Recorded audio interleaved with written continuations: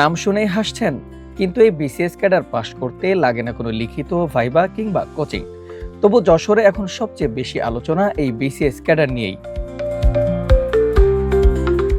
যশোর সদর উপজেলার সীতারামপুরে এবার কোরবানির হাট মাথাতে আসছে দানবাকৃতির এক ব্রাহ্মাশার, নাম বিসিএস ক্যাডার। আর এই নাম শুনেই প্রতিদিন খামারে ভিড় করছেন দর্শনার্থী।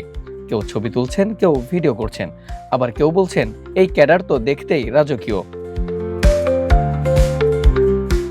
গরুটির মালিক মহিদুল জামান কাজল জানান, প্রায় 10 মাস আগে গরুটি কেনেন তিনি। এরপর শুরু হয় বিশেষ পরিচর্যা। 2 বেলা শ্যাম্পু দিয়ে গোসল, 24 ঘন্টা ফ্যানের বাতাস আর মশা থেকে বাঁচাতে কয়েল। সব মিলিয়ে যেন একেবারে ভিআইপি জীবন। আর নাম বিসিএস ক্যাডার কেন?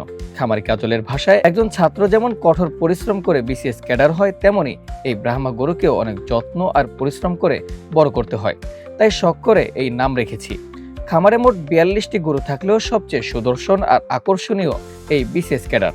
এর দাম হাঁকা হয়েছে 14.5 লাখ টাকা। তবে এখন মনের মতো ক্রেতা মেলেনি। খামারি জানান, গরুটিকে খাওয়ানো হয় সম্পূর্ণ প্রাকৃতিক খাবার, ভুট্টা, ছোলা, কুড়ো, ঘাস, খৈল সহ নানা পুষ্টিকর খাদ্য। তবে বিক্রি না হলেও আফসোস নেই কাজলের, কারণ তার ভাষায় এই বিসিএস ক্যাডার আমার খামারের গর্ব। মানুষ যেখানে চাকরির বিসিএস ক্যাডার হতে লড়াই করে, সেখানে যশোর এখন ভাইরাল এক গরু বিসিএস ক্যাডার। আবু সালেম মোহাম্মদ সাব্বির, প্রজন্ম 24।